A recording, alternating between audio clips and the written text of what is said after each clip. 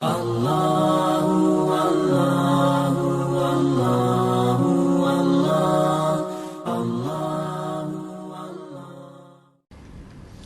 Kemarin banyak dari kalangan Islam yang berduyun-duyun ke masjid meramaikan malam nisfu Sya'ban sambil membawa air mineral untuk didoakan. Ada yang baca surah Yasin 3 kali berjamaah dengan diniatkan untuk panjang umur, memperoleh rezeki dan mendapatkan husnul khatimah. Ada juga yang dilanjutkan dengan sholat sunnah. Apa hukum membaca surah Yasin 3 kali dan sholat nisfu Sya'ban? Lalu apa keistimewaan malam nisfu Sya'ban dan tuntunan apa yang disunnahkan?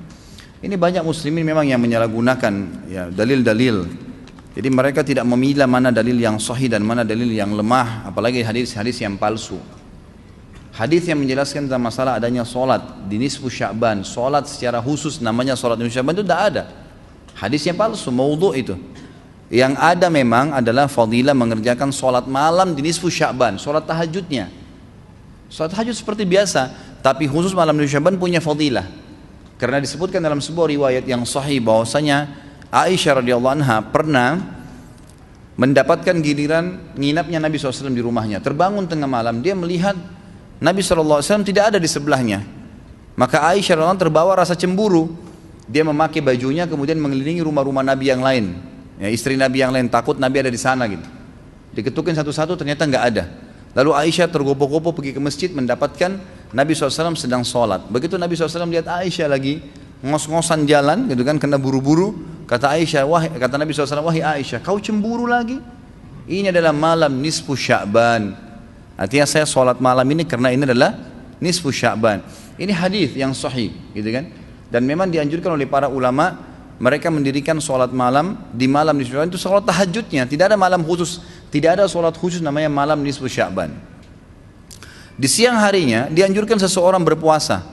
Karena Nabi SAW memperbanyak puasa, terlebih lagi nisfu Sya'ban itu, ya, kenanya malamnya itu berarti puasa tanggal 14, kalaupun nisfu Sya'bannya malam hari ke-15, dan kita tahu ada puasa Iyamul Bid, ada 13, 14 dan 15, itu kita anjurkan puasa 3 hari, kan gitu. Tapi tidak diniatkan khusus puasa nisfu Sya'ban, khusus puasa itu. Karena memang secara umum Nabi SAW puasa sebulan penuh di bulan Sya'ban. Kalau masalah membaca surah Yasin, ini tidak asing lagi kalau di Indonesia. Semua harus surah Yasin. Pindah rumah Yasin, orang mati Yasin, semua Yasin. Ditanya dalilnya, nggak ada dalil, gitu kan. Hanya karena surah Yasin dikatakan jantungnya Quran. Itu pun hadis yang lemah, karena dalam sanadnya ada orang yang pendusta, gitu kan. Tapi ini diamalkan. Kalau kita mau mengaku pengikut Nabi Muhammad SAW yang murni, maka tidak mengamalkan apa yang tidak dicontohkan oleh Nabi SAW. Apalagi membawa air kemudian secara khusus dibacakan atau ditutupkan dengan surah Yasin, belum pernah ada contoh. Belum pernah ada contoh. Allahu a'lam. Saya tidak menyalahkan ya, yang mau kerjakan itu silahkan, itu hak dia. Tapi saya pribadi menyarankan, apalagi jemaah yang ikut dengan pengajian saya atau yang mendengarkan ceramah kita, murnikan ibadah kembali kepada Nabi SAW. Nabi SAW tidak menghembuskan nafas terakhir kecuali sudah mengajarkan semua yang kita butuhkan. Jadi tidak perlu ditambah. Kalau kita tambah seperti kita sedang mengatakan, maaf Rasulullah, saya lebih faham daripada anda. Nabi nggak pernah baca Yasin 3 kali di malam nisfu Sya'ban, nggak apa-apa kan, bagus. Loh, Nabi mau nggak pernah lakukan. Nabi yang nerima dari langit wahyu nggak pernah lakukan, nggak apa-apa. Berarti sama saja anda bilang, maaf Rasulullah, saya lebih ngerti. Ini keliru, nggak boleh.